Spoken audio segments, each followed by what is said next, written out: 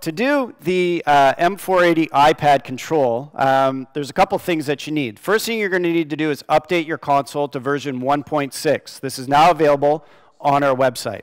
Okay, so version 1.6 is required to do it. The next thing you're going to need is what's called a Roland Wireless Connect, which is a wireless USB dongle. And I'm not going to pull it out of the console here, but on the right side of your consoles, there's a USB port. You would stick the USB dongle right into that port, and this will give the console Wi-Fi connectivity that you can connect to a wireless router. Okay.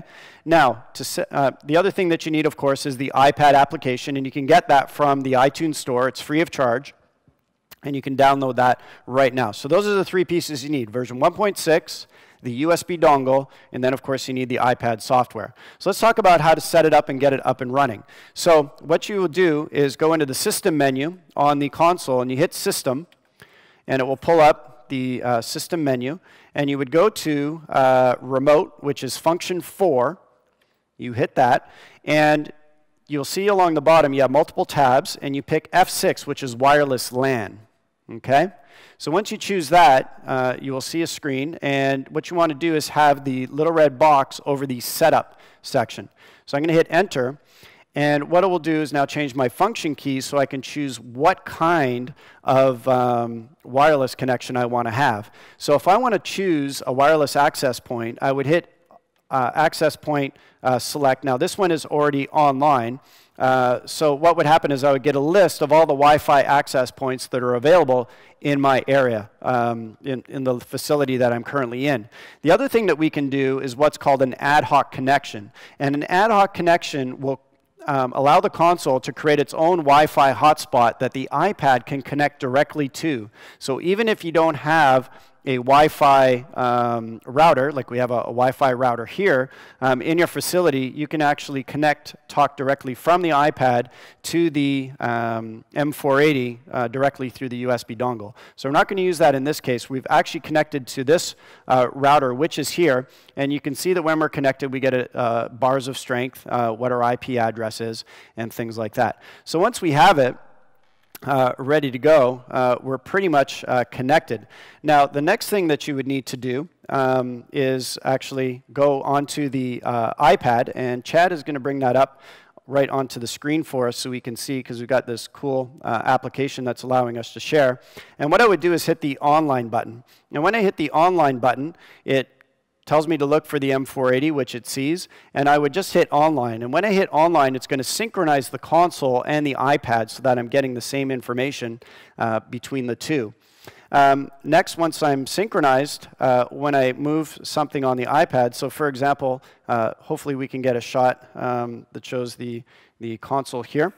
Pull this down, and as I move the fader on the iPad, you can see here that I get fader movement on the console, and vice versa. So if I adjust the snare volume, then I'm very quickly going to get the snare that's adjusted there as well. So any changes that I make on the console will be affected on the iPad, and vice versa.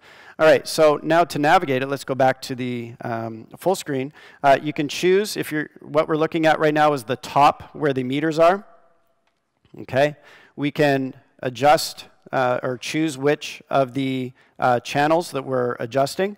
And then another thing that we can do is go into the function, and if I don't want to see the preamps and the EQs and things, I just want to adjust levels, I can turn long faders on, and now I get a long fader view of the faders. So again, just the ability to go into the background and adjust those faders very, very easily. Another great feature that we have here is a great safety feature. So you'll notice that as soon as I grab these, I'm adjusting things. And that could be a bit of a safety hazard. If you're walking around your facility, you trip and your hand scoots across the iPad or something like that. So what we've done in the system is put in a knob fader reaction time. So you can adjust this to your comfortable, but what you have to do is grab the parameter until such time as the little dB increment shows up. And that will allow you to just quickly move around. But if I accidentally hit the iPad, I'm not doing anything. I grab the function and then I move it. So a nice safety feature that's there.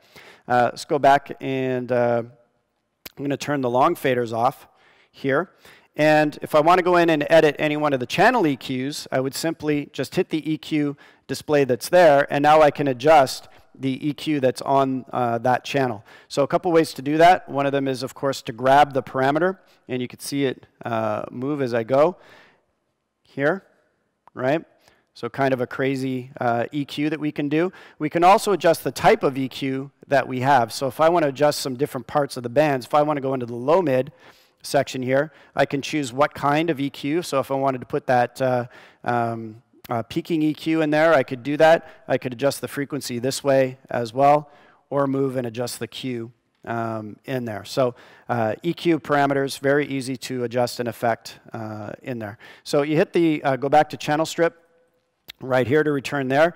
Other functions that we could do is graphic EQ settings. So you can see here that in any of the graphics I could change it to an 8-band parametric, and that's what's currently set up here. So I can move these around. I can turn bands of EQ on and off of the 8 bands. And then if I wanted to go into the function, I can flatten that EQ here. I can also go into function and change that to a 31 band, which is what a lot of people are more comfortable with. And just by dragging across this channel strip area, I can choose the frequency band that I want and just make those adjustments as I need to. So very fast to be able to operate. And when it's assigned, this section that says not assigned will actually tell you what you're currently affecting. So if you had this assigned to your mains, it would say that it's on the mains. And if we go into this section here, be able to choose which graphic EQ that we're actually editing.